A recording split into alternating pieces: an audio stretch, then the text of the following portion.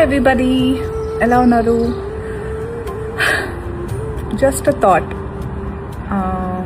ఒక ఆలోచన నన్ను తినేస్తుంది. ఒక 3 years నుంచి. మీలో చాలామందికి తెలిసి ఉంటుంది, మా నాన్నగారు we lost him 3 years back. And అమ్మ చాలా అందంగా ఉంటుంది.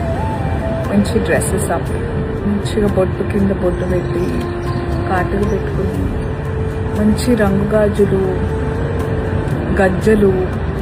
her feet used to look beautiful. And then there's been a change in her life. అంటే నాన్నగారు మమ్మల్ని వదిలి వెళ్ళిపోయారు. అండ్ దెన్ 10 మంది 10 మాటలు చెప్తారు. అది ఇది those times are difficult. I'm sure చాలామంది ఎక్స్పీరియన్స్ చేస్తుంటారు, ఎస్పెషలీ డాటర్స్ నాతో రిలేట్ అవ్వచ్చు. నన్ను తినేస్తున్న ఆలోచన ఏంటంటే, మనకి బొట్టు, కాటుక, గాజులు, గజ్జలు ఇవన్నీ అమ్మ పెట్టింది కదా. అంటే మా అమ్మకి మా అమ్మమ్మ, నాకు మా అమ్మ.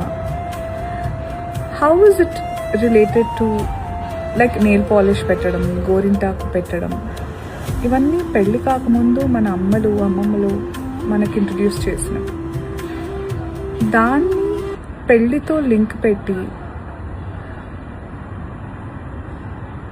ఇఫ్ ఎనీథింగ్ అమ్మమ్మ చనిపోయినప్పుడు కదా అమ్మ ఇవన్నీ ఒకవేళ వదిలేసుకోవాలి అనుకుంటే చేసేది. How are they linking it to husband? And isn't it someone's personal choice?